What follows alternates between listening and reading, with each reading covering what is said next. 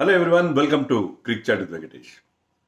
One win please, ఒక్క విజయం సాధించండి చాలు అన్నట్టుగా తయారైంది. అంత దయనీయమైన పరిస్థితిలో ఉన్నారు ఇండియన్ ఫ్యాన్స్ ఇప్పుడు. ఎందుకంటే వైట్ వాష్ అయిపోతాం ఇక్కడ కూడా ఓడిపోతే. ఈరోజు సౌతాంప్టన్లో జరగబోతుంది 5th and final T20 between India and England. ఇక్కడ కూడా మన టీం ఓడిపోతే మొట్టమొదటిసారి మనకి white wash in T20 series. ఎందుకంటే 3కు పైగా మ్యాచ్లు ఉన్న T20 సిరీస్లో ఇంతవరకు ఎప్పుడు కూడా మనం ఇలా వైట్ వాష్ కాలేదు. అంటే ఒక మ్యాచ్ రద్దయింది, అయినా కూడా కంప్లీటెడ్ మ్యాచెస్ అన్నీ 4-0తో ఓడిపోతే ఇంతకంటే పెద్ద అవమానం మరొకటి ఉండదు. ఇప్పటికే చాలా అవమానాల భారంలో కూరుకుపోతున్నాం. రోజుకో కొత్త రికార్డు వస్తుంది. మొన్న ఏమైంది, వరుసగా 3 మ్యాచ్లు ఓడిపోవడం ఒక రికార్డు, ఇంగ్లాండ్తో సిరీస్ ఓడిపోవడం ఒక రికార్డు, వరుసగా 5 T20 ఇంటర్నేషనల్స్ ఓడిపోవడం కూడా ఒక రికార్డు. ఇవన్నీ కూడా చెత్త రికార్డులు అన్నీ కూడా మన దగ్గర జమ అవుతున్నాయి. సో ఎక్కడి నుంచి వస్తుంది ఇన్స్పిరేషన్? ఎలా గెలుస్తారు? ఎవ్వరికి నమ్మకం లేదు. వైట్ వాష్ ఖచ్చితంగా అవుతుందని ఉద్దేశంతోనే దిగుతారు. ఏదో ఒక ఎక్స్ట్రాడినరీ ఇన్నింగ్స్ ఆడితే తప్ప. ఎందుకంటే మన బౌలింగ్లో అస్సలు పసలేదు. ఒక బ్రహ్మాండమైన ఇన్నింగ్స్ ఆడి ఒక 250 లాంటి స్కోర్ బోర్డు మీద పెట్టి ఆ స్కోర్ బోర్డ్ ప్రెషర్కి ఇంగ్లాండ్ క్రమ్ములు అయితే తప్పిస్తే, అలాగే చేజింగ్ చేసేటప్పుడు ఎవరైనా ఒకరిద్దరు మంచి ఇన్నింగ్స్ ఆడేసి టీంని గెలిపిస్తే తప్పితే వేరే రకంగా గెలిచే అవకాశం లేదు. ఆల్రౌండ్ స్ట్రెంత్తో గెలిచే ఛాన్స్ ఏమాత్రం లేదు. అక్కడ అసలు బౌలింగే లేదు. వాషింగ్టన్ సుందర్కి is suppose to be your 5th bowler. Last మ్యాచ్లో అతనికి ఒక ఓవర్ ఇస్తే 19 రన్స్ వచ్చినాయి. దాంట్లో 4 బౌండరీలు వచ్చినాయి, 4-5 బౌండరీలు వచ్చినాయి. సో ఇలాంటి పరిస్థితుల్లో మీరు ఎలా గెలుస్తామని అనుకుంటారో నాకు అంత అర్థం కావట్లేదు. సరే, ఇంజరీస్ అయినా సడన్గా ఇప్పుడు రీప్లేస్మెంట్ కూడా అడగలేరు, హర్షిత్ రాణా, వరుణ్ చక్రవర్తి. కానీ రీప్లేస్మెంట్ వాళ్ళు కూడా సరిగ్గా లేరు కదా. ఇప్పుడు మీరు రవి బిష్ణోయ్ ఆడిస్తారా? ఎవరు ఆడిస్తారు? మీకు రీప్లేస్మెంట్స్ కూడా సరిగ్గా లేవు అక్కడ. సో ఆ సిచ్యుయేషన్లో ఐ థింక్ వైట్ వాష్ అనేది దానికి మనం ప్రిపేర్ అవ్వడం తప్ప చేసేది ఏమీ లేదు, నిజంగా లేదు. సో ఐ థింక్ ఇండియా ఏదో ఒక హోప్తోనే ఎంటర్ కావాలి. 7 గంటలకు స్టార్ట్ అవుతుంది ఈ మ్యాచ్. సౌతాంప్టన్ మీకు తెలుసు, అక్కడ మనం ఒకే ఒక T20 ఆడాం, గెలిచాము చాలా సంవత్సరాల క్రితం. బాగానే ఉంది. ఓవరాల్గా మన రికార్డు బాగుంది. కానీ ఇక్కడే ఇదే గ్రౌండ్లో కదా, నాకు బాగా గుర్తు. ఎందుకంటే ఆ స్టేడియంలో ఆనుకునే స్టేడియంలోనే హోటల్ ఉంటుంది. అందుకని కోవిడ్ టైంలో ఇక్కడ మనం 2021లో WTC ఫైనల్ ఆడాం. ఆ ఫైనల్లో కూడా మనం చాలా హోప్స్ పెట్టుకుని ఆడాం. ICC ట్రోఫీలు మనకి రావట్లేదు, వచ్చేసినట్టే, న్యూజిలాండ్ మీద గెలుస్తామని అనుకుంటే న్యూజిలాండ్ మనని ఈజీగా ఓడించేసింది ఆ మ్యాచ్లో. సో సౌతాంప్టన్లో ఈ మ్యాచ్ జరగబోతుంది 7 గంటల సాయంత్రం.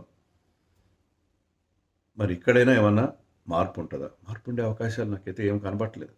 ఇండియా నెంబర్ 1 T20 ర్యాంకింగ్ కూడా ఈ మ్యాచ్ ఓడిపోతే ఇంగ్లాండ్కి ట్రాన్స్ఫర్ అయిపోతుంది. అంటే డిజర్వింగ్ ఆల్సో. మనం ఎంతసేపు ఇండియా సరిగ్గా ఆడట్లేదు అనే గురించి చెప్తున్నా, కానీ England is looking wonderful. World బీటర్స్గా ఉన్నారు వాళ్ళు. బ్యాటింగ్ లైనప్లో ఎంత బాగుంది. ఎక్సెప్ట్ బట్లర్ తప్పిస్తే మిగతా వాళ్ళందరూ కూడా ఫైర్ పవర్. విల్ జాక్స్ వరకు మీకు బ్రహ్మాండమైన బ్యాటింగ్ లైనప్ ఉంది వాళ్ళకి. ఎవరు ఒకళ్ళు మించిన ఒకరు, అందరూ కూడా చాలా అగ్రెసివ్గా ఆడే ప్లేయర్స్. లైక్ బౌలింగ్లో కూడా Jofra Archer is in form of his life. Jofra కానీ జార్స్టన్ కానీ వాళ్ళు మంచి పేస్ ఉంది. తర్వాత ఆ ట్రాక్స్లో ఉన్న ఎక్స్ట్రా బౌన్స్ని యూజ్ చేసుకుంటున్నారు.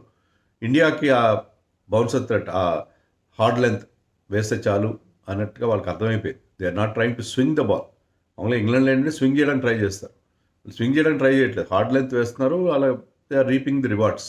అండ్ శామ్ కరన్ అతనుకున్న వేరియేషన్స్ మనకు తెలుసు. ఈవెన్ వాళ్ళ స్పిన్నర్స్ విల్ జాక్స్ కూడా మంచి బౌలింగ్ వేస్తారు. బికాజ్ మన దాంట్లో లెఫ్ట్ హ్యాండర్స్ ఎక్కువ ఉన్నారు కాబట్టి అతను ఆఫ్ స్పిన్నర్గా అతను బ్రహ్మాండంగా షైన్ అవుతాడు. So they are having wonderful time. Captain Harry Brook leading from the front. మొన్న ఆడిన ఇన్నింగ్స్ అయితే ఎక్స్ట్రాడినరీ ఇన్నింగ్స్. అది కొన్ని బ్రెత్ టేకింగ్ షాట్స్ కొట్టాడు ఆ ఇన్నింగ్స్లో. అతను class, he is full pure class. ఒకటి ఏంటంటే ఇండియా వచ్చి స్పిన్నర్స్ ఆడమంటే మాత్రం అతను వెనక్కి తగ్గుతాడు మినహాయిస్తే. Harry Brook is pure class. Harry Brook కానీ జేకబ్ బెథెల్ కానీ they are the future of English cricket, నాకు డౌటే లేదు. సో వాళ్ళు ఆ నెంబర్ 1 ర్యాంకింగ్ కూడా మన దగ్గర నుంచి లాగేసుకుంటారు. మరి ఇండియా ఏం చేయాలి? ఈ పరాజయాల పరంపరని వరుస పరాజయాల రొంపిలోంచి బయటపడాలంటే ఏం చేయాలి? కొంత చేంజెస్ చేయాలి. మీరు బ్రింగ్ ఇన్ సంజు శాంసన్. సంజు శాంసన్ స్క్వాడ్లో ఉన్నాడు కదా, జింబాబ్వేలోకి లేడు, ఇక్కడ ఉన్నాడు. ఆల్రెడీ గౌతమ్ గంభీర్ అన్నాడు 2 మ్యాచ్ల క్రితం వచ్చి, there is no hard and fast rule that Sanju Samson could not make it come back in the సిరీస్లో అతను కంప్లీట్గా పక్కన పెట్టినట్టు కాదు, సిరీస్లో ఆడొచ్చు అన్నాడు. మరి ఆడించండి. తిలక్ వర్మని పక్కన పెట్టండి. Tilak Varma is not doing at all. అతన్ని తీసుకెళ్ళి నెంబర్ 5 నెంబర్ 6లో ఆడించడమే చాలా పెద్ద mistake. Is not number 5 number 6 player. Number 3లో ఆడతాడు అతను. నెంబర్ 3లో ఆడే తను సెంచరీలు కొట్టాడు. అది నెంబర్ 4 అట్ ద మోస్ట్. అంతేగాని నెంబర్ 5 నెంబర్ 6లో ఎప్పుడైతే రన్స్ ఫాస్ట్గా రావాలో అతను ఆ బిగ్ హిట్స్ కొట్టే power hitting type of player కానే కాదు. మరి ఇషాన్ కిషన్ అక్కడ పట్టచ్చు, ఎందుకంటే Ishan Kishan can play those big hits. So Ishan Kishan కూడా ఇన్ఫ్యాక్ట్ అతను కూడా నన్ను అడిగితే అంత బిగ్ హిట్స్ కొట్టే ప్లేయర్ కాదు. సో ఇషాన్ని మీరు నెంబర్ 3లో ఆడించి, ఇషాన్ నెంబర్ 4లో ఆడించి సంజు నెంబర్ 3లో పెట్టి, Shreyas Iyer can bat at number 5. ఇంకా శ్రేయస్ అయ్యర్ డిఫరెంట్ కేసులో ఆడగల player. So Shreyas Iyer number 5కి మారితే టీంకి బెటర్ లుక్ వస్తుంది అని అనుకుంటున్నాను. అలాగే శివం దుబే ప్లేస్లో సూర్యాన్ షెట్గేన్ ఆడించాడు. శివం దుబే ప్లేస్లో షెట్గేన్ ఆడించి, తిలక్ ప్లేస్లో సంజు శాంసన్ ఆడిస్తే మీకు కనీసం 3 రైట్ హ్యాండర్స్ దక్కుతారు.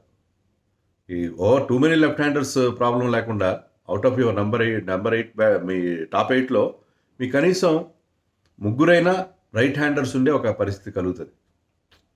సో ఈ మాత్రం మార్పులు చేసుకోలేరా? లేదు మేము ఇదే టీంతో ఆడతాం, మీకు బయట వాళ్ళు ఏమనుకున్నా పర్లేదు, మేము పబ్లిక్ అవుట్ సైడ్ నాయిస్ పట్టించుకోం, మాకు తోచింది చేస్తాం అన్నట్టుగా మనం బిహేవ్ చేస్తే కరెక్ట్ కాదు. అది సంజు శాంసన్కి నేనేం చెప్పాలో చెప్పాను. నేను మీకు అందరికీ చెప్పాల్సిన అవసరం లేదు సంజు శాంసన్ భవిష్యత్తు గురించి. ఎందుకు చెప్పాల్సిన అవసరం లేదు? ఫ్యాన్స్కి చెప్పాలి కదా, ఫ్యాన్స్కి తెలియాలి. ఎందుకు ఆ పలానా ప్లేయర్ని, వరల్డ్ కప్ విన్నింగ్ ప్లేయర్ని, ప్లేయర్ ఆఫ్ ది టోర్నమెంట్ ఎందుకు పక్కన పెట్టారనేది ఫ్యాన్స్కి తెలియాలి. సంజుకి ఒక్కటి తెలిస్తే సరిపోదు. సో ఇవన్నీ మేమేం పట్టించుకోము, మా ఇష్టం వచ్చిన టీం సెలెక్ట్ చేస్తాం, ఇష్టం వచ్చిన టీంని ఆడించుకుంటాం అంటే దట్ ఈస్ నాట్ కరెక్ట్ కదా. బట్ ఎనీవే అది పరిస్థితి. ఈవెన్ వాషింగ్టన్ సుందర్ కూడా down the line is not correct. But మరి వేరే ఛాయిస్ లేదు మీకు. లేదు మేము సూర్యాన్ షెట్గే అండ్ శివం దుబే వీళ్ళిద్దరు 4 overs నమ్ముకుని వెళ్తాం అనుకుంటే they make them the your 5th bowler. But that is a risky thing.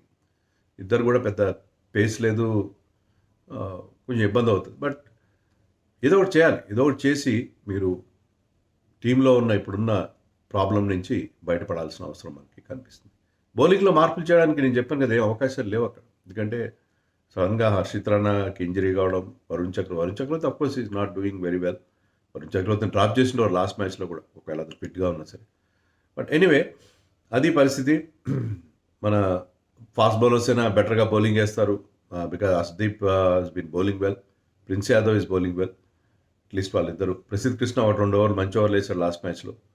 So వాళ్ళు కొంతవరకు మనని ఆదుకుంటారు అని. ఎందుకంటే స్పిన్నర్స్ మీద ఎలాంటి హోప్స్ లేవు మరి. స్పిన్నర్స్ మీద Axar is toiling hard, but Axar కూడా కొన్నిసార్లు ఏంటంటే అక్కడ అంత అవకాశం లేదు. బట్ ఇక్కడ ఏంటంటే సౌదాంప్టన్లో ది డైమెన్షన్స్, పెద్ద గ్రౌండ్, ఇంగ్లాండ్లో బిగ్గెస్ట్ గ్రౌండ్ ఇది. సో స్పిన్నర్స్ కొంత హెల్ప్ ఉండే అవకాశం ఉంది. అంటే మిస్ హిట్స్ కొడితే క్యాచ్లు వెళ్తాయని ఒక ఆశ ఉంటుంది. బిగ్గర్ గ్రౌండ్, ఇక్కడ జనరల్లీ హై స్కోరింగ్గా ఉంటుంది ఇది. ఎందుకంటే చేజింగ్ గ్రౌండ్. ఇక్కడ ఈ సీజన్లో 3 మ్యాచ్లు జరిగితే హ్యాంప్షైర్ తరఫు నుంచి 3 మ్యాచ్లో కూడా చేజింగ్ టీమ్సే గెలిచాయి. సో చేజింగ్ గ్రౌండ్ కాబట్టి చేజ్ చేస్తే బెటర్గా ఉంటుంది ఎప్పుడైనా, అంతే కదా. శ్రేయస్ అయ్యర్ ఒకే ఒకటి ఏంటంటే 6 మ్యాచ్లు 6 టాస్లు గెలిచాడు కెప్టెన్గా. ఇండియా కెప్టెన్గా 6 మ్యాచ్లు ఆడితే 6 మ్యాచ్లు టాస్ గెలిచాడు. టాస్ గెలిస్తే ముందుగా బౌలింగ్ తీసుకోవాలి. ఏం తీసుకున్నా మొత్తం మీద బెటర్ పర్ఫార్మెన్స్ చేయాలి. ఇన్స్పిరేషనల్ పర్ఫార్మెన్స్ కావాలి ఎవరో ఒకరి నుంచి. అది అభిషేక్ శర్మ నుంచి వస్తుందా, వైభవ్ సూర్యవంశీ వస్తుందా? యాక్చువల్గా మనం ఈ సిరీస్ స్టార్టింగ్లో కానీ ఐర్లాండ్ వెళ్ళినప్పుడు కానీ అందరూ కూడా వైభవ్ సూర్యవంశీ గురించి మాట్లాడుకున్నాం. ఇప్పుడు అతని పేరు కూడా ఎత్తట్లేదు మనం, ఎందుకంటే మిగతా వాళ్ళ దగ్గర అతను కూడా ఫెయిల్ అవుతున్నాడు. అతన్ని సార్ట్అవుట్ చేసేస్తారు. అతనికి వెల్ డైరెక్టెడ్ బౌన్స్ వేస్తే అతను ఖచ్చితంగా దాన్ని పుల్ చేస్తే అది మిస్ టైం అయ్యే ఛాన్సెస్ ఎక్కువ అన్నట్టుగా వాళ్ళకి అర్థమైపోయింది. సో వైభవ్ సూర్యవంశీ గురించి కూడా మనం అసలు మాట్లాడుకోవట్లేదు, అలాంటి పరిస్థితి వచ్చింది. అతనే హైలైట్ అవుతాడు. మిగతా విషయాలు కాదనుకుంటే మనం ఒక్క విజయం కోసం పరితపిస్తూ మనం వైభవ్ గురించి అసలు మాటలు కూడా మాట్లాడలేదు. But Vaibhav we know his capability.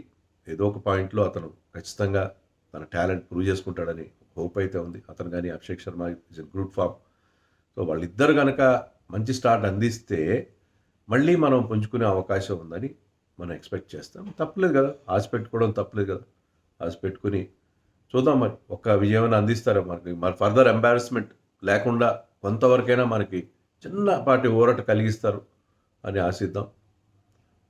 Let us wait and see.